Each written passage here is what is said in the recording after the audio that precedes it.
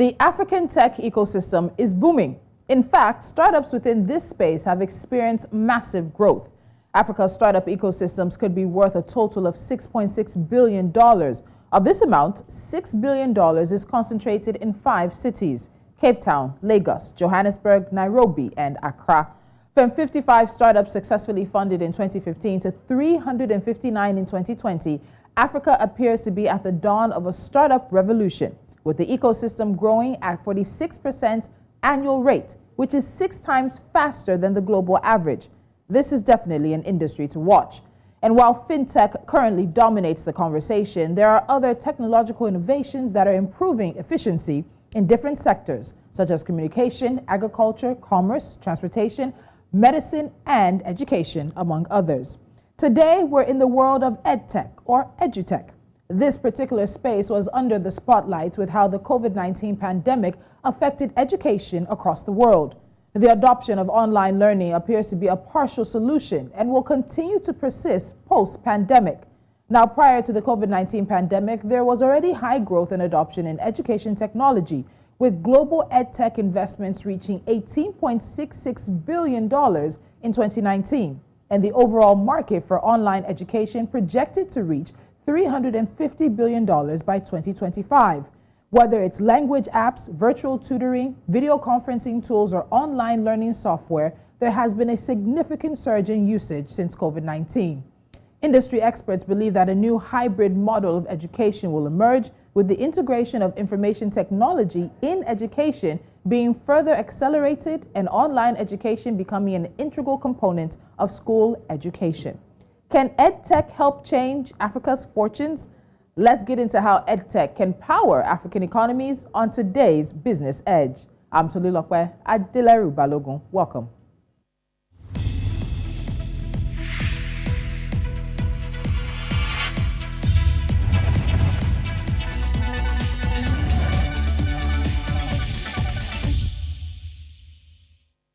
Now joining me is Victor Ariyibi. He's the CEO and co-founder of the Metropolitan School of Business and Management, said to be Africa's biggest edtech platform with some 400,000 plus learners. Victor, welcome to Business Edge. Thank you so much for joining me today. Good morning, Tolu. Nice. So let's get into this. Edutech or EdTech has been growing over the years, and it's actually been around for some time in various capacities. But the pandemic really showed the relevance of alternative learning in everyday life. So let's do a pre-pandemic. Before COVID-19, what factors were pushing the growth of this emerging field, particularly across the continent? Yeah, thank you very much for the question. EdTech has always been there.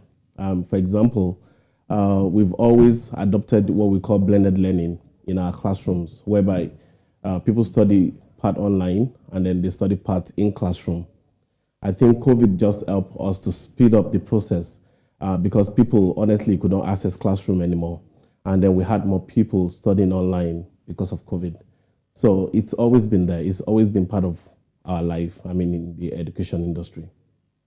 So for the continent of Africa, with some 54 countries, 1.3 billion people, it's nothing new. But before the pandemic, how much interest would you say you had seen in the edtech space? Yeah, like I said, before the pandemic, for example, a lot of organizations has always adopted the mixed model of what we call blended learning. That's trying to do part of these classes online, and then they come to classroom to do what we call some form of assessment, or whereby they get to have face-to-face time with the lecturer. Because we've always had people who are studying in other countries, whereby some of them use the word distance learning. A lot of universities has always used platforms such as Blackboard. They've always used platform. There are so many platforms that were powering this industry even before the advent of COVID.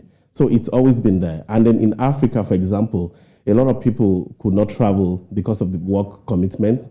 So they've always studied by distance learning via platforms such as Skype. Using Skype, Zoom was not so popular, before COVID. So like I said, it's always been there. It's always been in Africa. People has always studied by the use of EdTech.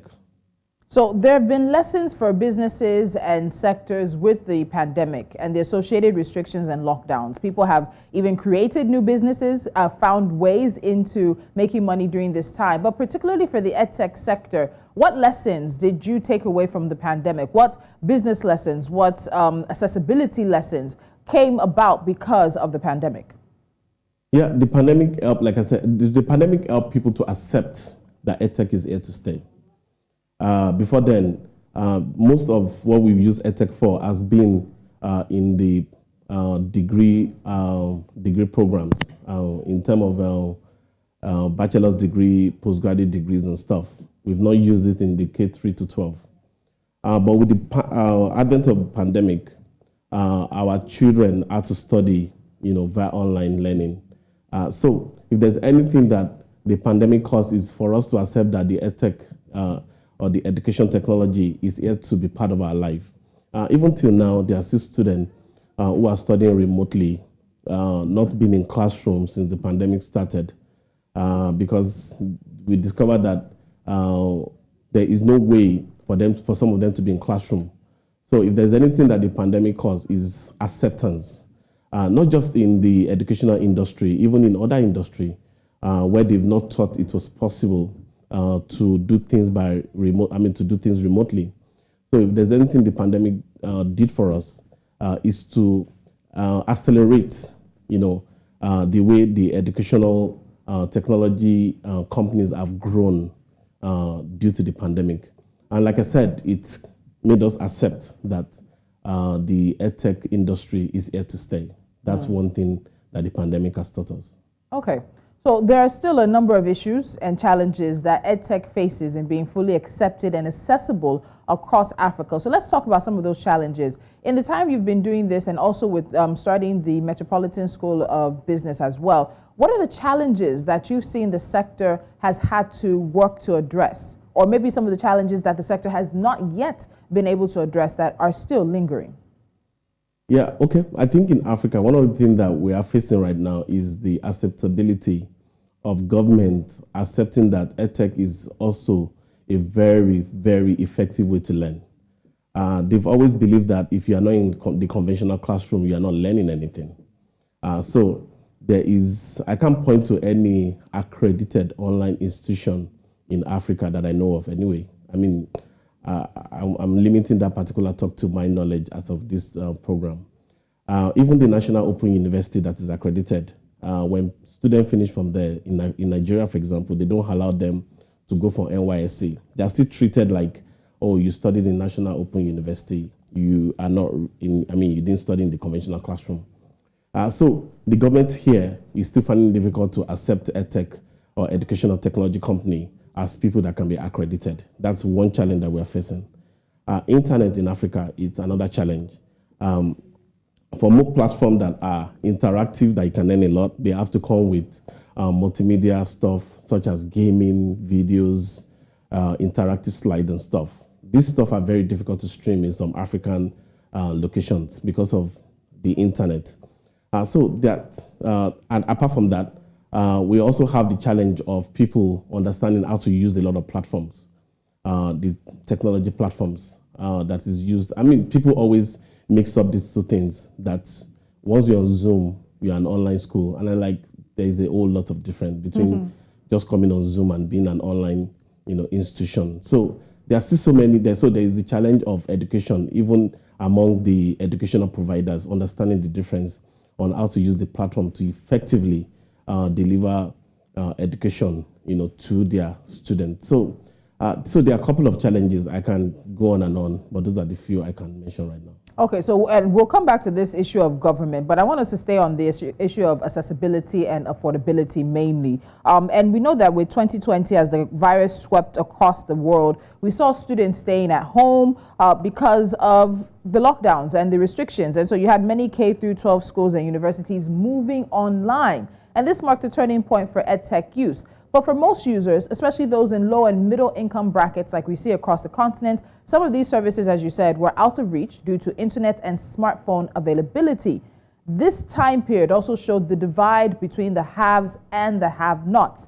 But we also need to be honest. EdTech startups are not non-profit organizations. They're also out there in a way to make some money. So Victor, is there a compromise here? Is there a way for this to be a win-win situation for the EdTech startups as well as for the general populace of Africans who this could actually be an absolute game changer for? Yeah, I mean, there could be a win-win situation. I mean, we are trying as much as possible. For example, let me talk about my organization, MSBM. One of the things we are trying to do is to make our courses very easy to stream online. There are so many platforms that they are just text-based. For the text-based platform, I don't want to mention some of them because of advertisement. It's easy for students to just scroll this text, even with a phone that is not very high on internet bandwidth, to scroll and learn from those platforms. But they are not very effective way to learn. I mean, they're not different from the model of National Open University whereby they give you text to read. So for you to effectively study online, you need to be able to combine variety of options, like I said, such as videos, interactive games, quizzes, interactive slides and stuff, in order for you to effectively study online. But you are quite right. In Africa, there is a large gap between have and have not, because some of them only have access to devices that are not that cannot stream good multimedia. You can't even do effective Zoom call. And then, like I said, the internet bandwidth is also a major challenge, which affected some of the African countries to be able to study online.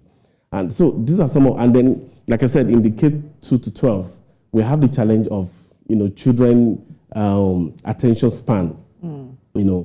Trying to study in an environment whereby there's so many distractions. Some of them have to be in very interesting environment to study, with a lot of distractions, parents shouting on them or wanting them to do house chores, during their school time. So we can go on and on, especially, like I said, in the K-12 industry.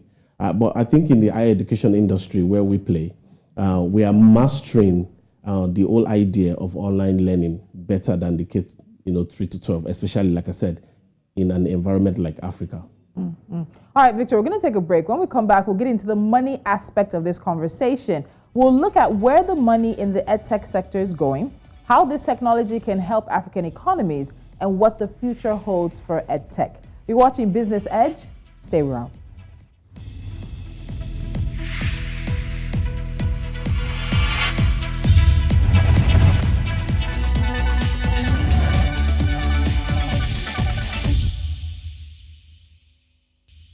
Still with me is Victor Ariyibi. He's the CEO and co-founder of the Metropolitan School of Business and Management. And we're looking at how EdTech can power African economies. Now, Victor, I want us to get into the money part of this conversation. There are various areas within the EdTech sector that bear further looking into. But throughout the years that you've been in the industry, where have you seen the majority of the money going? Is it online? Is it the massive online open courses? Where has really the money been going in terms of the sector for EdTech? I will need to clarify. I mean, are you talking about money going? In terms of investments, that's what I mean. I beg your pardon. The investments that are coming into the sector. Where are the investors looking to invest? Okay, yeah. I mean, a lot of EdTech companies have raised so much money. One of the model that a lot of people are going into, which is the K 3 to 12, is because of the industry giant Baidu from India that has a valuation of about $16 billion. That's a lot of valuation for an EdTech company. And then, so you see a lot of people trying to play in this K-12 market. Also in the higher education industry, I mean, we have platforms such as Coursera with about 83 million people. And I think they are currently hitting a valuation of about $8 billion. Baidu, for example, I like to reiterate again that they are $16 billion. I mean, so a lot of investors are putting a lot of money in the EdTech industry, especially out of Africa. But in Africa also, last year alone, I think in the industry, we did over $400 million in the industry. And so quite a lot of investors are keen into investing in education in Africa, because this is the only way we can scale education in Africa. This is the only way we can get to remote parts of Africa. A lot of people in Africa don't go to school. Why? Because they don't have access to quality education. And one of the things the Edtech industry have done is to even the playing field for everyone. So whatever someone is learning from the village, the same quality of education someone can learn if you're in the city or wherever you are. And that is what Edtech is doing, is bridging the gap between both the have and the have-nots. So a lot of money are being put into the industry, but we still need a lot more money to come in. We need a lot of people to look more into this industry and understand the fact that the way we can help Africa elevate away from poverty is by investing in the Edtech companies, because they are able to accommodate more people per time.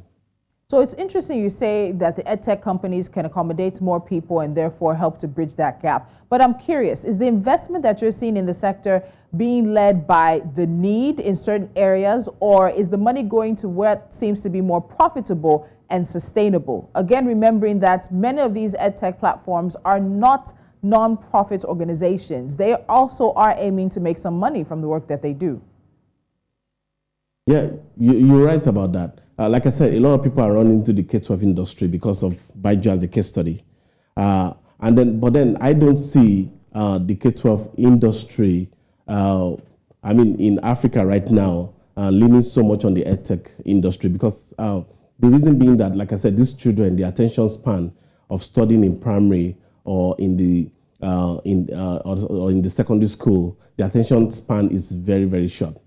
So what the Edtech is doing in this K-12 industry is to come in as something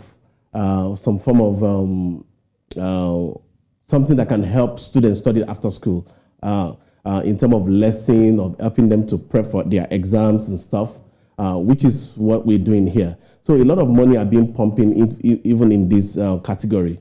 Very few money has been pumped into the higher education industry, because people, like I said, people are even afraid of the accreditation. Like, we had to go and get our accreditation in the UK in order to play in this industry, because in Africa, they won't. I've not seen a lot of Edtech company being accredited if you don't have very huge and gigantic buildings. So we've not really seen a lot of money coming in. But like you said, most Edtech companies are built for profit. You're right.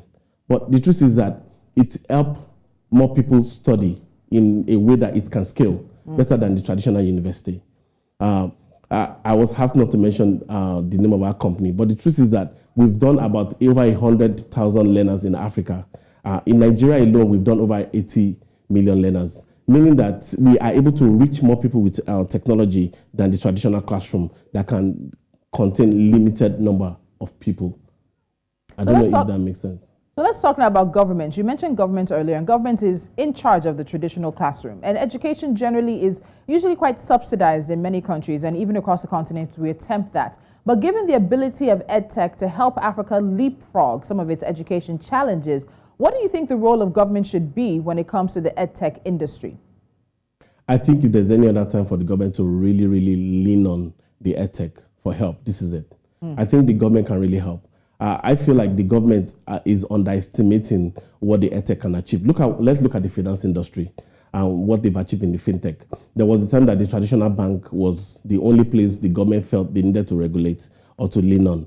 But with a lot of companies coming up these days with fintech, we've seen how much money has been pumped into this region. So I think it's high time the government start taking a serious look at the EdTech in terms of accreditation, looking at the platform, what can they achieve, what can be done.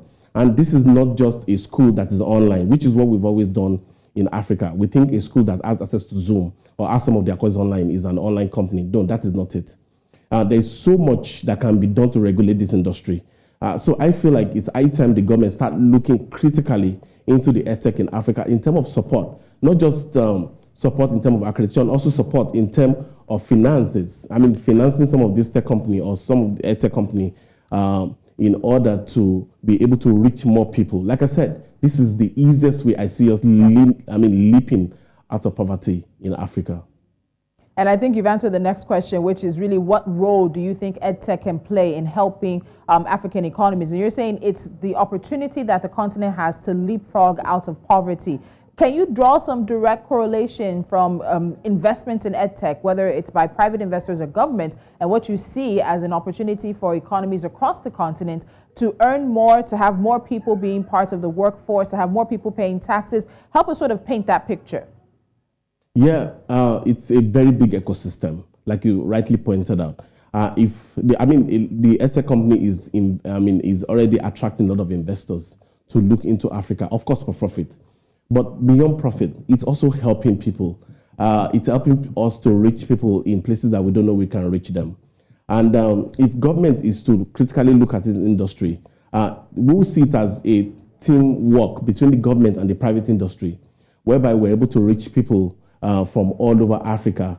And then by doing that, we employ a lot of more people to play in this sector. And then one of the things that the EdTech company does is that people are able to learn, not just from lecturers in Africa, you're also able to learn from lecturers all over the world. Meaning that in a school, in a remote village, you can just be learning from a professor in Harvard or Yale, which is what we've seen with platforms like Coursera. So I feel like it is high time that we critically look at how we can harness our resources in terms of cooperation between, like I said, the government and the private industry to see how we can fund the EdTech company in order to achieve more in Africa. I mean, I can go on and on with how much this can take us from poverty in Africa, but even from what we've seen so far, because education is coming from just learning to skill-based. So we've seen people who've joined platforms such as maybe a LinkedIn Learning or a Udemy, and they've been able to do stuff that they didn't even know they could do. I mean, I was talking to an uncle who was doing some form of design in his house because, and I said, where did you learn all this? He said, oh, I learned it online on YouTube. And I'm like, interesting, you're already learning through technology. But so we've always been doing this. So education is shifting to skill-based. So we're able to get more people. A lot of people are learning programs such as Python or what is the latest technology, what's the latest teaching in technology, and they are learning it on a platform that they are even subscribed to for free. And that is how much the technology company is changing education in Africa. So I feel like we can do a lot more, to expand this reach even to remote areas. All right, so in just 3 sentences, maybe 4 sentences, Victor, tell me, in terms of technology, funding, learning models, and even more, what do you think is the next frontier for EdTech startups across the continent? We want to power just not just remote learning. We want to power accredited learning in Africa. That is what I feel like is the next frontier for education. We want to be able to teach not just people in Africa, also to reach out to people all over the world, letting them know about the rich culture of Africa that we are learning in our school, in traditional school, that they can also have access to this online. So I feel like we are just starting. We have not even scratched the surface of the EdTech company in Africa yet. All right, so we'll leave it at that. Victor Ariyibi, thank you so much for joining me on Business Edge today. Thank you so much, Tolu. Thanks for having me. And as Victor has wrapped up saying, we're just scratching the surface. As of August 2021, Africa's EdTech industry had attracted about $20 million in funding since 2019. Now, this is not a lot of money, especially compared to investments in EdTech on a global scale, which reached $18.6 billion in 2019 alone. Africa currently has a population of over 1.3 billion people with a median age of 19.7 years. This number is expected to grow to 1.6 billion by 2030. How do we lift billions of Africans out of poverty and make our economies to reckon with? We focus on education, and if EdTech can help us, then the focus has to be there. You're watching Business Edge. Up next is NC4 to watch.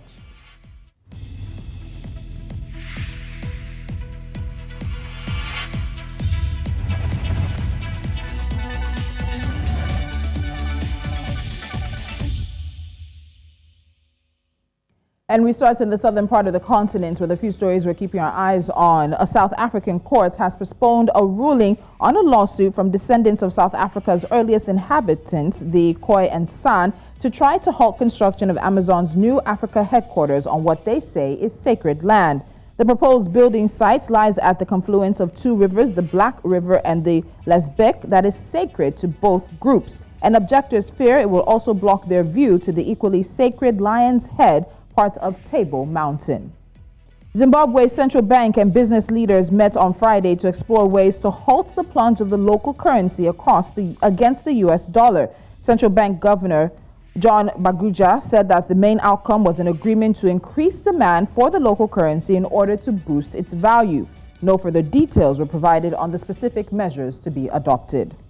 Mechanical work on the refinery is complete, and hopefully before the end of the third quarter, we should be in the market, according to owner Aliko Dangote in a briefing at the plant sites in Lagos. Now, he explained further that the plants will start with a processing capacity of 540,000 barrels a day, and full production can start maybe by the end of the year or the beginning of 2023. And finally, oil prices rose on Monday on worries about supply disruption amid rising tensions in Eastern Europe and the Middle East, which could make an already tight market even tighter, while OPEC and its allies continue to struggle to raise output. Brent crude futures rose 81 cents to $88.70 a barrel, reversing a 0.6% loss on Friday, and U.S. WTI crude futures gained 72 cents to $85.86 a barrel, having fallen 0.5% on Friday.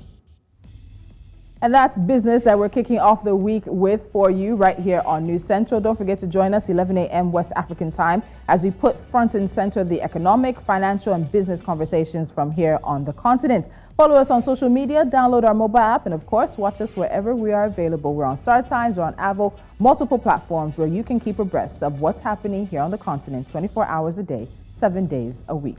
I'm Tolulope, Adeleru-Balogun. Have a fantastic day.